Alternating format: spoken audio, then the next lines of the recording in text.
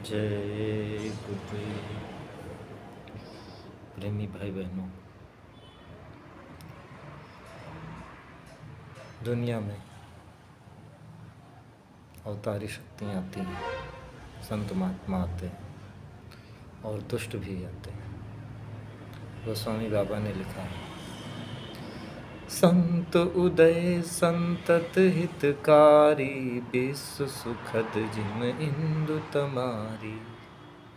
अर्थात संतों का उदय संसार के लोगों के लिए वैसे ही सुख देता है जैसे सूरज और चंद्रमा का उदय। सूर्य अपना प्रकाश दे करके धरती के जीवों को पोषण देता है, गर्मी देता है, और चंद्रमा जो है, हालांकि जो सूर्य का ही प्रकाश चंद्रमा लेकर के पृथ्वी को देता है, तो उससे फिर जीवों के शरीर की वृद्धि होती है। तो इस तरह संत भी हमेशा उनका उदय जो है हितकारी ही होता है।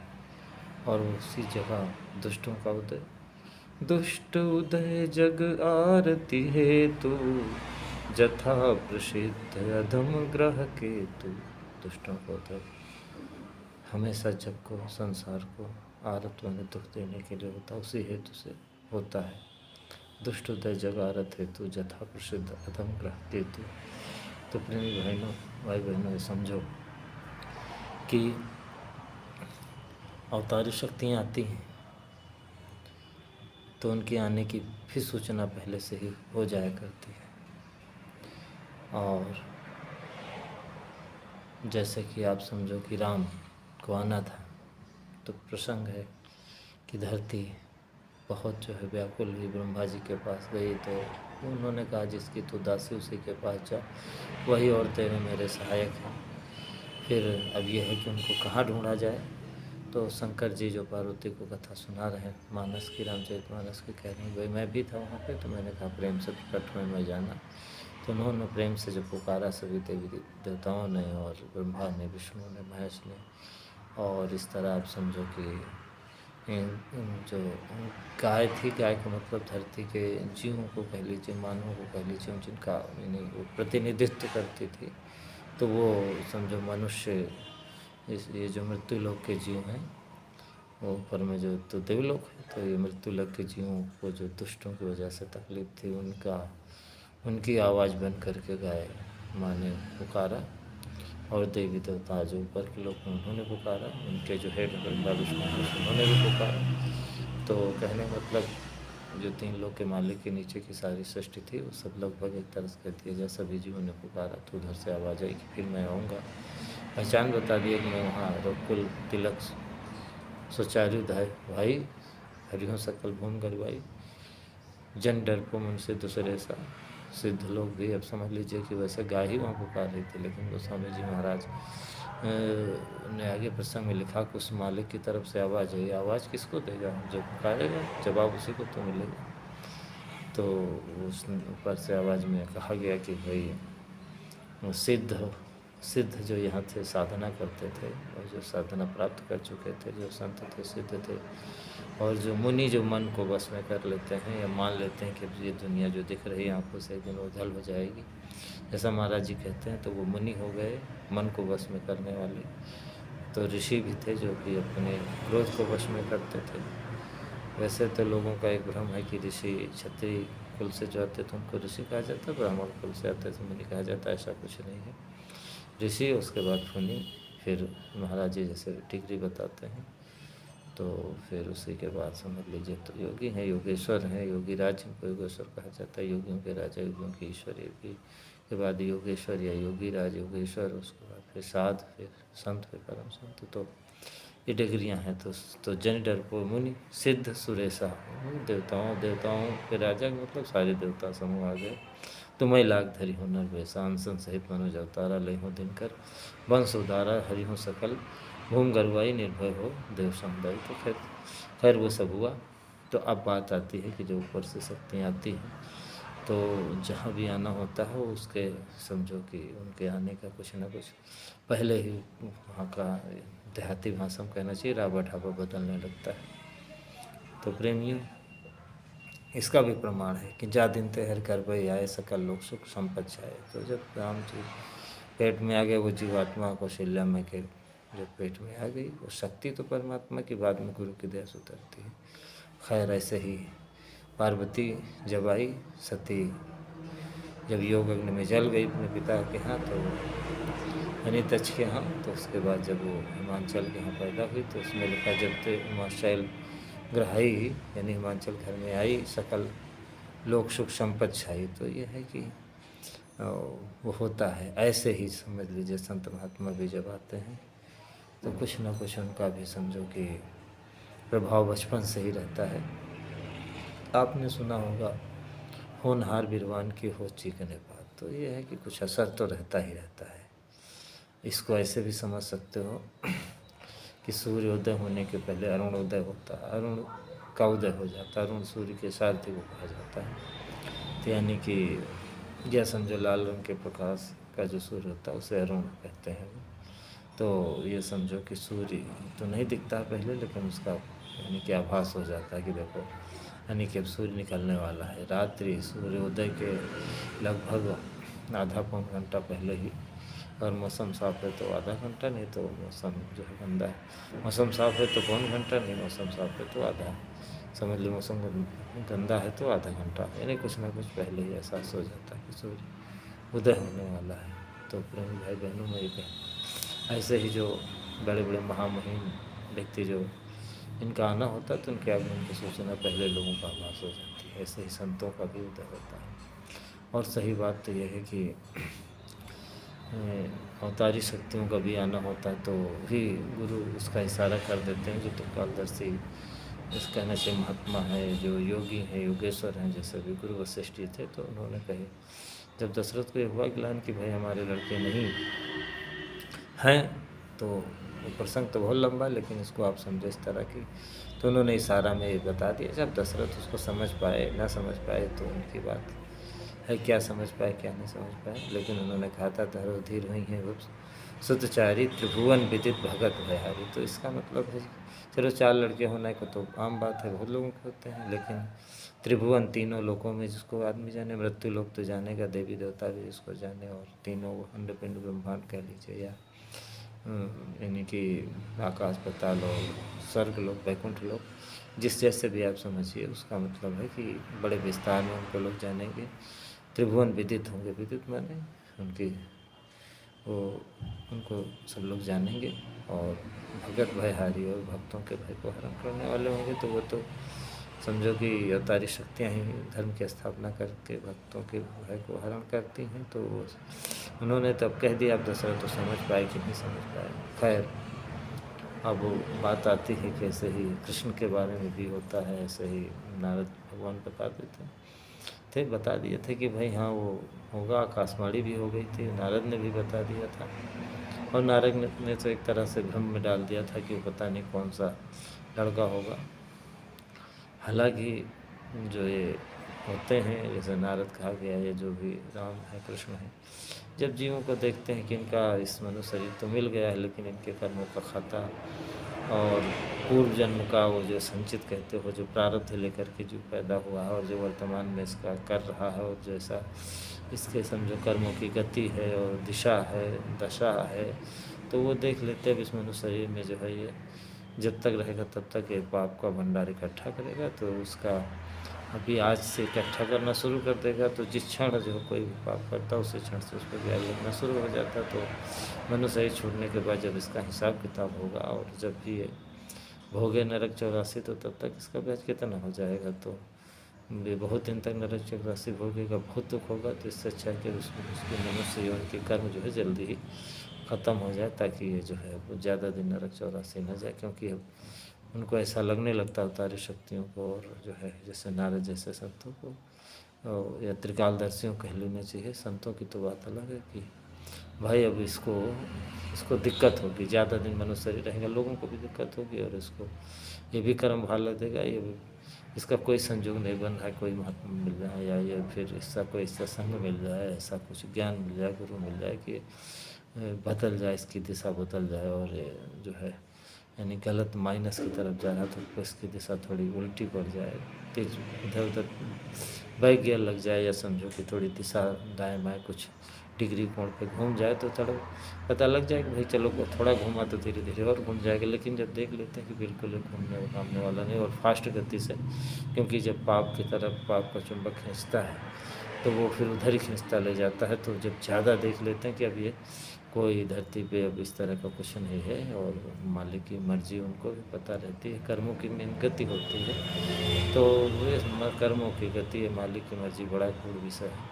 खैर वो फिर जैसे कृष्ण भगवान ने फिर राम ने और इसी तरह नारद ने जो कहा कि अब इसका, इसीलिए उन्होंने कहा कि इसको थोड़ा ये मारेगा तो है ही, 8 लड़कों को, अब ये इसको पता नहीं देवती जबकि कि जितने लड़के हैं इसका जो है मारेगा तो ये सबको मारेगा। या हो सकता है कि देवकी के 8वें लड़के को मारे तो देवकी का पहला लड़का होगा, उसके बाद फिर कितने दिन के बाद जो है दूसरा लड़का होगा, फिर कितने दिन, इस तरह देवकी और वासुदेव को बहुत दिन तक जेल में, कम से कम मान लीजिए कि वो 8वां लड़का होगा तो 2 ही 3 साल के गैप पे का लड़का हो तो भी 24-25 साल तो इनको रहना ही पड़ जाएगा। और इस तरह जब ये यानी किसी का लड़का मर जाता तो होता है भाई दूसरा लड़का जल्दी मतलब पैदा होता अच्छा है, तो उस तरह फिर ये जल्दी जल्दी जो है इनके लड़के होंगे। भाई अब छोटा लड़का का पैदा हो गया, पालन पोषण दूध पिलाना ये सब करने के, जब कुछ बड़ा होगा तभी तो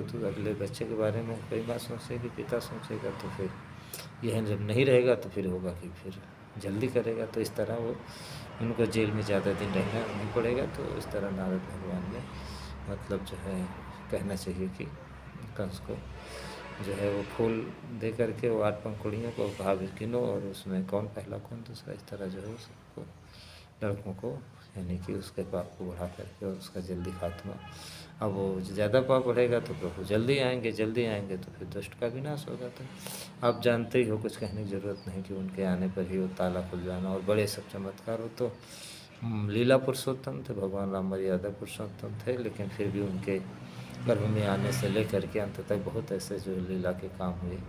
ऐसे ही जो है संतों महात्माओं का जहाँ भी आगमन होता है, ये जिस शरीर में वो परमात्मा की पूरी कुल मालिक की शक्ति, सच्चे मालिक के सत्पुरुष के अनामी प्रभु की शक्ति उतरनी होती है, उसका पहले कुछ ऐसा विधान हो जाता है वो होनहार विद्वान के वो चीखने पात वाली बात के अनुसार। तो मैं आपको बता दूं, पूजनी महाराज जी के इतिहास के तो बहुत लंबा है, वो तो मैं कभी उनके जन्म से और उसके बाद बचपन से और उसके बाद फिर वो कैसे पढ़ाई लिखाई किए, फिर वो कैसे फिर संगत में आए और फिर कैसे गुरु की दया से फिर गुरु महाराज की निजी सेवा में कैसे वो पहुँचे और फिर पहले कैसे सेवा किए, बाद में फिर कैसे सेवा किए, फिर उसके बाद अपने कंट्रोल करके कैसे गुरु की दया ले करके या गुरु ने उनके ऊपर दया किया, दया के लायक उनको बनाया, कैसे वो गुरु की दया बर्दाश्त करने के मतलब योग्य बने। कहने का मतलब बर्दाश्त ही करना हो, क्योंकि हम आप जो है समझते हैं संसारिक सब कुछ मिलना ही दया है, जबकि महात्माओं की वाणी में है कि गरीबी, अपमान और ये सब निर्धनता और रोग, इस तरह जो है सब कैसे उन्होंने सब इस तरह इस रूप में जो गुरु की दया थी उसको कैसे अभी मन बर्दाश्त कर पाता, गरीबी, अपमान, बीमारी और निंदा सब, तो कैसे वो बर्दाश्त करके और कैसे फिर जो है गुरु के समझो कि जैसे बन गए। और फिर कैसे गुरु महाराज ने जो है उनको पहले कब क्या इशारा किया और बाद में फिर तो बहुत बातें हुई 2007 के बाद की, तो वो तो एक बहुत बड़ा टॉपिक है। फिर भी मैं 1-2 घटनाएं आज आपको बता दूं जिससे आपको थोड़ा बहुत एहसास हो जाएगा। ये 2012 के बाद की बेमतलब की बातों से लोगों ने उन बातों को भुला दिया, तो उन्हीं बातों को मैं याद दिला रहा हूँ।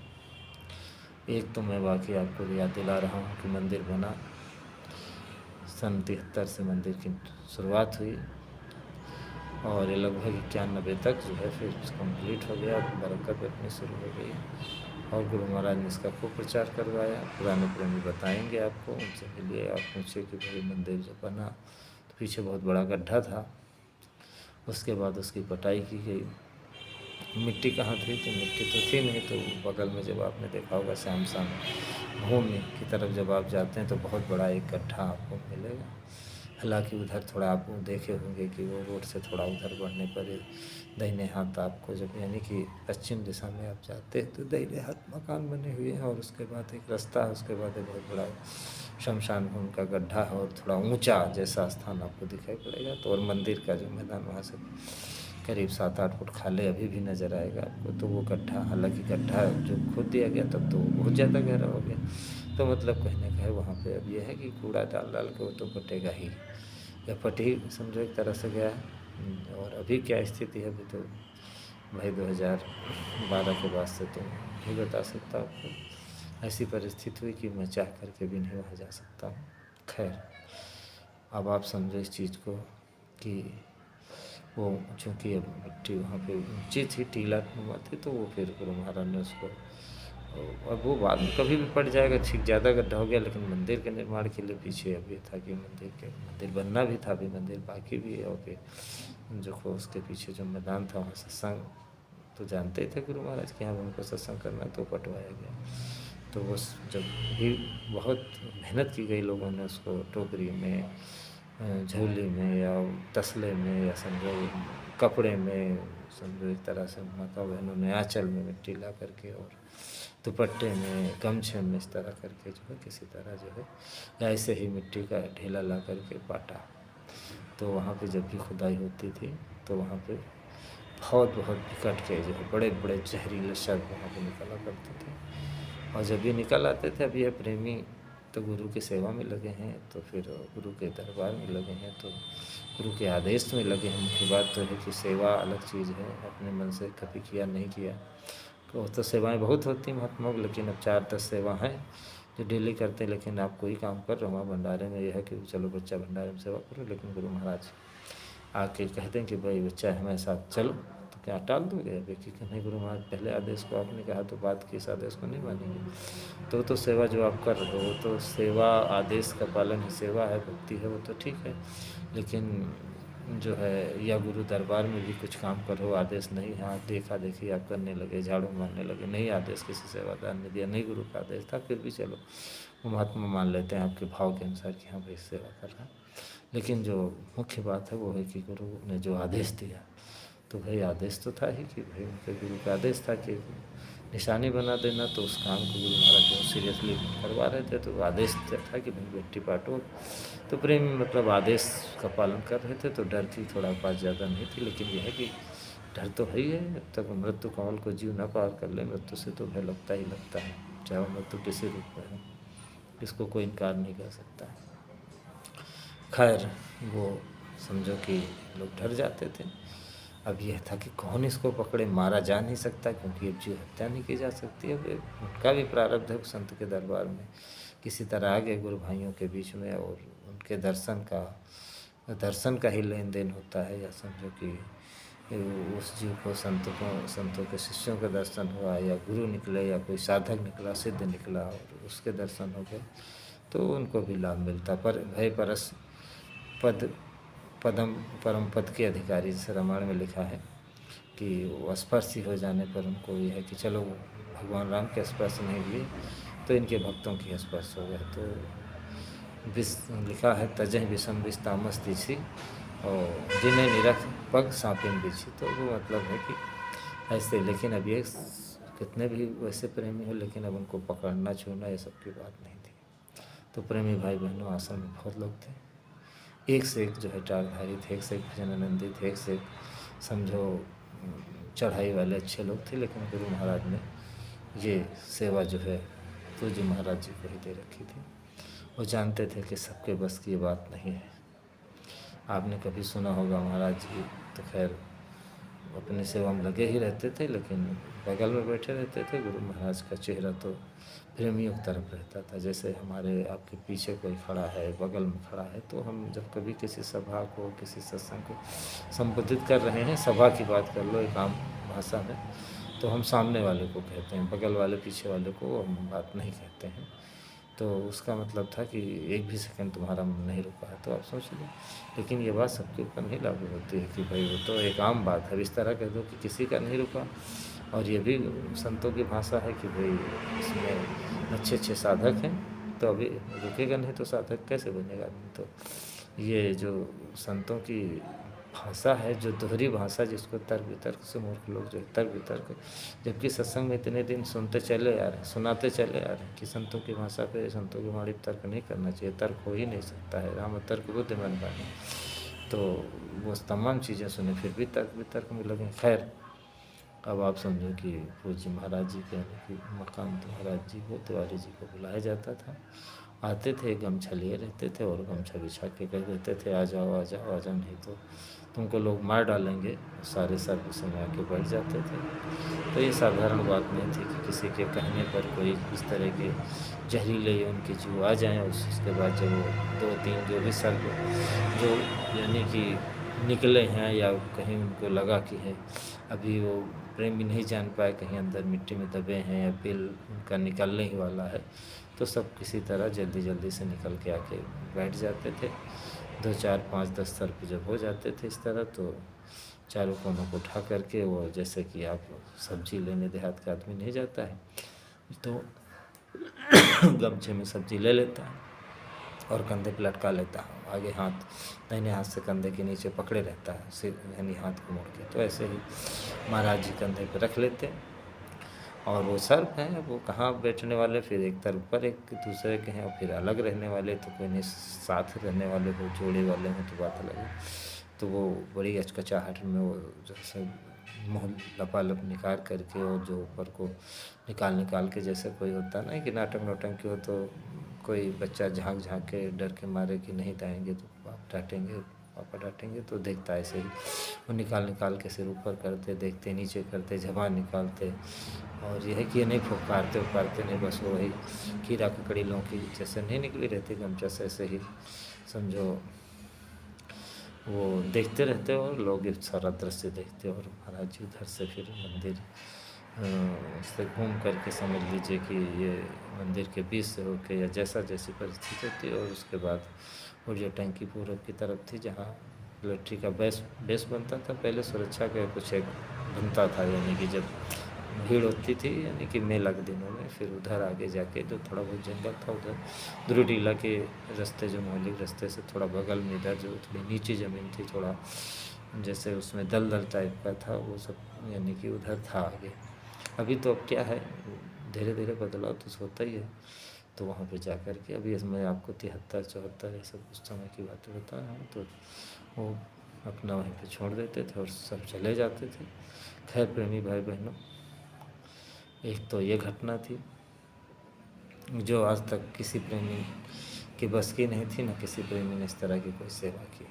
खैर सन 52 से लेकर के 2012 तक कोई ऐसी घटना गुरु महाराज से काफिला से लेके और बड़े बड़े कार्यक्रम में, यहाँ तक कि हुंडा में आपने सुना होगा, लेकिन लोगों ने मारे ठर के जो है उस बिच्छू और सर्पों के जो ढेर थे, हर एक सर्प तो बहुत इधर उधर भाग गए थे, बिच्छू ही बिच्छू थे, सर्प ज़्यादा बचे थे ढेर, तो इतने जहरीले भी नहीं थे और फिर इस तरह कंधे पे भी किसी ने नहीं उठाया। यह है कि लोग डरते थे, जब गुरु महाराज ने भर के उठाना शुरू किया तो अब यह है कि फिर धीरे धीरे प्रेमियों ने उसको फावड़े से और किसी तरह जो है डरते डरते भरा। तो वो एक अलग थी, उसमें तो सभी लोगों ने लगभग किया, लेकिन इस तरह की सेवा गमछे में सर्पों के बुला लेना, उस बुलाने पे सर्प को आ जाना और कंधे से लटका लेना और कीड़ा ककड़ी की तरह लटका करके ले जाना, उसके बाद वहाँ पे उसी को रख देना, रख के चारों कोनों फैला के और कह देना अगर भाग जाओ नहीं तो छुप जा जल्दी छुप जा, नहीं तो लोग मार डालेंगे। तो फिर वो सब जल्दी जल्दी जा कर के बहुत तेज़ी से जाकर छुप जाते थे। तो ये ऐसा ये सुनने और सुनाने में तो बहुत आपको साधारण लग रहता है, लेकिन सोच लो गुरु महाराज अगर आपको कहते हैं तो आपकी को तो कितनों को हार्ट अटैक हो जाएगा, कितनों को पसीना आ जाएगा ठंडी में भी कट के, कितनों के समझ लीजिए कि दिमाग काम नहीं करेगा, कोमा जैसी स्थिति हो जाएगी, फ्रीज हो जाएगा, जाम जाएगा। कोई साधारण बात थी इस तरह की घटना, बीपी हाई हो जाएगी कहने का मतलब है, या सोच लेंगे कि वो भी पार हो चाहे ना पार हो, भैया हम गए, अब मरने के बाद देखा जाएगा, हम जीते जी क्यों मौत में कूदें। तो वो लोग तो गुरुबत्ती छोड़ करके भाग जाएंगे गुरु महाराज को, कोई टिकेंगे कि ठीक है भाई काट लेंगे तो काट लेंगे, देखा जाएगा जो कुछ होगा। तो ये कहीं लाखों करोड़ों में कोई ऐसा होगा और वो भी डरेगा, और उनके लिए तो जैसे कि समझ लो एक समझो कि पालतू जो है जैसे कोई जीव होता है उसको उस तरह जो है बुला करके कंधे से लटका करके और उसके बाद वहाँ पे छोड़ाने का काम करते थे पूज्य महाराज जी बाबा उमाकांत जी महाराज तिवारी जी। तो आप एक तो ये घटना हुई और दूसरी घटना भी मैं आपको बता दूँ। एक मोहल्ले में एक प्रेमी रहता था, तो प्रेमी की 2 लड़कियां थी। तो एक लड़की तो हो गई थी, उसका नाम भी रख दिया गया था, गुरु महाराज ने रख दिया था, और दूसरी थोड़ा ओल्ड टाइप का नाम रखा था गुरु महाराज ने, जैसे भी महाराज जी भी रखते हैं, बहुत पुराने पुराने नाम रखते हैं, पौराणिक नाम रखते हैं। ध्रुव राम रख दिया, उत्तम राम रख दिया, ज्योति नाम रख दिया, इस तरह का नाम महाराज जी रख रहे हैं। उज्जैन सरकार तो खैर गुरु महाराज ने रख दिया था। दूसरी लड़की, अभी ज़माना तो बढ़ रहा था, मैं उस ज़माने की बात कर रहा हूँ जब ओल्ड नाम से लोग नए नाम की तरफ आ रहे थे। अरे भाई 10 साल तो गुरु महाराज का शरीर छोड़े हो गया, आप समझ लो कि लगभग उसके समझ लो कि पहले की बात है, करीब 5, 6, 7 साल पहले की बात है, तो 17 साल ही हो गए। उसकी लड़की जो हुई थी वो भी 7 साल की हो गई, तो 24-25 साल पहले की बात थी। तो ओल्ड नाम रख दिया, लेकिन जब उसके समझो 2-4 साल बाद लड़की यानी आज के 21-22 साल पहले, तो उसने सोचा कि अब की बार तो देखते हैं। फिर पूछा गुरु महाराज से, तो गुरु महाराज ने उसका नाम रख दिया कौशल्या। फिर ये हुआ कि अरे गुरु महाराज ने तो बड़ा पुराना नाम रख दिया, लेकिन अब काट कैसे सकता है। तो उसके मन में आया कि भाई गुरु महाराज तो अपना अधिकार पूज्य जी महाराज जी को दे गए हैं, तो क्यों ना महाराज जी से नाम रखवाया जाए। तो हो सकता महाराज जी पुराने ज़माने के हैं और उम्र दराज हैं, उसका भी कम पढ़ा लिखा आदमी था, तो उसने सोचा अभी तिवारी जी महाराज तो नए ज़माने के पढ़े लिखे हैं और समझो स्मार्ट हैं कहना चाहिए, उस हिसाब से उस भाषा में आप समझ रहे होगे मेरी बात, तो ये नया नाम रखेंगे। तो उसने जो है इनसे कहा। अब ये तो देखे, उसको देख के मुस्कुराएगी, अब ये उसकी भावना को समझ गए, लेकिन कुछ कहे नहीं कि गुरु महाराज ने जब नाम रख दिया, महात्मा सब जान जाते हैं, सिद्ध जो है तो पूरे ही हो गए थे, लेकिन कुछ नहीं कहा। लेकिन यह है कि उसका नाम उन्होंने रख दिया यशोदा। अब उसके में तो अब वो भी सकते में आगे करे, गुरु महाराज ने जो नाम रखा था कौशल्या, फिर रख दिया यशोदा। तो यशोदा और कौशल्या वो ब्राह्म की माँ, इधर ये समझो कि कृष्ण भगवान की एक तरह से माँ ही थी यशोदा। तो माँ का मतलब जो ममता दे, जननी माने जो पेट से बच्चे को पैदा करे वो जननी होती है। माँ कोई भी धरती पे आपकी कितनी भी माँ हो सकती है, लेकिन जननी एक ही होती है। तो इस तरह कौशल्या तो राम की जननी भी थी, माँ भी थी, और राम तो तीनों माताओं को बराबर ही मानते थे, यहाँ तक कैकेयी को सबसे ज़्यादा मानते थे, कैकेयी भी सबसे ज़्यादा मानती थी, और यशोदा भी बहुत मानती कृष्ण को, कृष्ण भी यशोदा को बहुत मानते थे, पूरे ब्रजमंडल को बहुत मानते थे। खैर अब वो प्रेमी मुझसे मिला तो उसने ये बात बताई, तो मैंने कहा भाई जब गुरु महाराज ने रख दिया था तो आपको पूछने की क्या ज़रूरत थी, तो फिर बताया ये बात थी। तो खैर अब आप ये समझो कि महात्मा जो है, महाराज जी चाहते तो ना रखते, कह देते, लेकिन अब वो सोच रहे थे कि अब इसकी बड़ी भावना है, अगर मैं कह दूँ नहीं, एक तो चमत्कार हो जाए कि गुरु महाराज ने कह दिया है, तो ये तो पहले से जान गए। तो खैर महात्मा छुपते भी हैं, और जो गुरु होते हैं वो अपने आने वाले महात्मा को, आने वाले साधक को, जो का काम करने वाला है, यानी कि गुरु सद्गुरु अपने सच्चे प्रेमियों को, सच्चे प्रेमी जो महात्मा बनने की पोजीशन में आ जाते हैं गुरु के रहते रहते, या गुरु के समझो जाते जाते, या जाने के कुछ ही दिन बाद जो है, तो वो सच्चे ही साधक वही होते हैं। तो सच्चे साधकों को तो महात्मा छुपा के रखते हैं, और सच्चे साधक भी छुप करके ही रहते हैं। तो खैर महाराज जी उससे बचे, और उसकी भावना भी नहीं तोड़नी थी कि भाई अब मना कर सकते थे, ना कहते कि भाई ठीक है, वो ना कहते गुरु महाराज ने रख दिया तो मैं नहीं रखूँगा, इसको कहने की ज़रूरत थी, लेकिन यह कह देते मैं नहीं रखूँगा, गुरु महाराज से पूछ लो जाके। लेकिन ये भी नहीं कर सकते थे क्योंकि गुरु महाराज ने ड्यूटी दी थी, या ये भी था कि जान गए कि गुरु महाराज ने रखा, तो ना इस बात को कह के ये तो पूछ सकते थे कि गुरु महाराज से तो नहीं पूछा, तो प्रेमी तो झूठ नहीं बोलते। लेकिन अब उसके मन की बात जान गए कि इसको थोड़ा तकलीफ होगी, और महात्मा कभी किसी का दिल नहीं तोड़ते, इसलिए महाराज जी ने उसका ऐसे नाम रख दिया कि वो जो है समझ गया कि गुरु महाराज और इनमें कोई भेद नहीं। तो प्रेमियों, ऐसी बहुत सारी घटनाएं हैं जो कि महाराज जी और गुरु महाराज के बारे में, जैसे गुरु महाराज के लिए बहुत कुछ कहा गया था, और महाराज जी के लिए भी बहुत वरिष्ठ वक्ताओं ने, संत महात्मा ने कहा, और स्वयं स्वामी जी महाराज ने कहा, और मैंने वो पिछले वीडियो में आपको सुनाया है कि आ रहा है शासन महाबली, नभ के तारे तुम झुक जाओ, स्वागत में उसके थाल से जा, सूरज चंदा तुम रुक जाओ। तो इस संत समझो कि महावीर और महाबली संसार में जो नाम से बड़ा कोई ताकतवर नहीं है। जैसे है निश्चय निकल तले रघुनंदन, नाम सकल कल कलुष निकंदन। तो नाम में बड़ी ताकत है। तो नाम ही महाबली है, नाम ही महावीर है। तो नाम जिसके पास होता है, जो नाम स्वरूपी होते हैं, नाम मन शब्द जो शब्द स्वरूपी होते हैं महात्मा, वही महाबली होंगे। तो उसका इशारा यहाँ कोई काल की शक्ति का इशारा नहीं है। आगे संतों का शासन होगा, हमेशा से रहा है, लेकिन प्रतिनिधि रूप में राजा रहते थे। यानी ना सकल संपदा तुम्हारी, दशरथ तो सत्य थे, सत्यवादी ही कुल था उनका। दशरथ का ये नहीं था कि मतलब जो है कि सत हरिश्चंद्र भी उन्हीं कुल में हुए। तो रघुकुल जो है आपका, जो यानी कि राम का वंश है, वो उसमें तो झूठ बोलने वाले तो थे नहीं आज की तरह के लोग। तो वो कहते थे ना सकल संपदा तुम्हारी। तो जितने भी राजा होते थे वो अपने गुरु की सब कुछ मानते थे। मैं सेवक समय सुतनारी। तो देखा जाए कि पीछे से बैकडोर्स कह लीजिए कि अंडर काइंड कंट्रोल जो है महात्माओं का ही शासन रहा। और आगे तो फिर ये सतयुग है, वहाँ तो काल की शक्तियों, काल ने कहा था मेरा ही जो है पूजा हो, मेरी ही, मेरा ही सब कुछ हो। तो सतयुग रहता तो ऐसा ही था। लेकिन कलयुग उसको जो है उस तीन लोग के मालिक ने, काल पुरुष ने अपने पिता ने, यानी सतपुरुष को, संतों को जो है कहा था कि ठीक है तुम्हारा युग है, छोटा है, मलिन है, जो मानेंगे ही नहीं तुम्हारी बात। तो इस तरह से कलयुग, इसीलिए कलयुग में संत जो प्रकट हुए, नाम प्रताप प्रकट कल माही, जहाँ जुग तीन काल तीन लोग का भय, नाम जग जुग विश्व का। लेकिन कल विशेष नहीं अनुभव, तो कल युग में नाम प्रकट हो जाता है। तो देखो कबीर साहब से तमाम संत आए। गुप्त है, गुप्त का मतलब है कि ये वो नहीं कि समझ लो किसी को नामदान नहीं दिया, भेड़ बकरी चला के यहाँ की वहाँ की सूचना इधर से उधर करते रहे।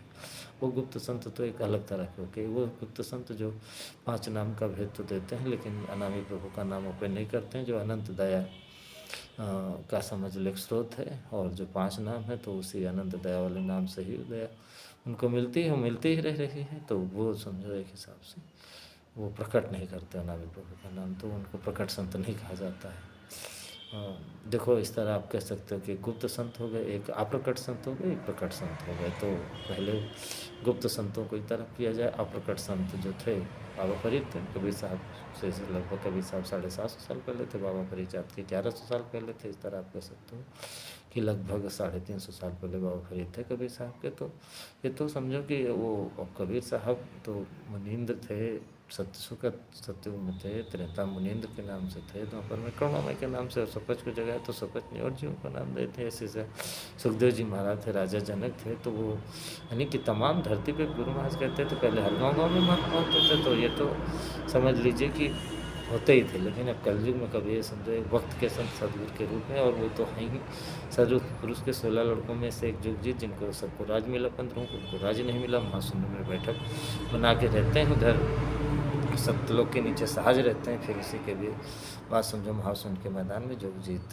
साहब यानी कबीर साहब, कलयुग में कबीर नाम पड़ा तो जोगजीत साहब थे। तो वो तो समझो कि यानी कि पावर लेकर के आए ही, और उन्होंने एक तरह समझो कि यानी कि नाम को खोला, और यानी कि वक्त के संत सदगुरु बने। और फिर आगे तो बड़ी लंबी कहानी। मेरा कहने का मतलब ये है कि जो है ये जो कलयुग है, यानी कि जो संतों का युग कहा जाता है, कि आगे चल के फिर संतों का ही राज होगा। वो संत युग कह लीजिए या सतयुग कह लीजिए।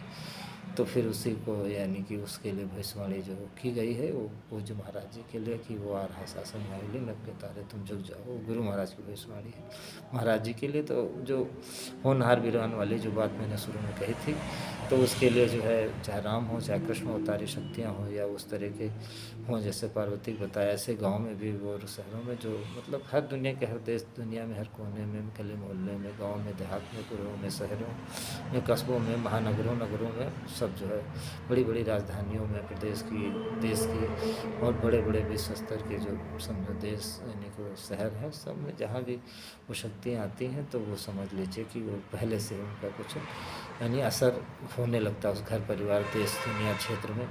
ऐसे आल्हा की बहुत आपको सुनने को मिल जाएंगी।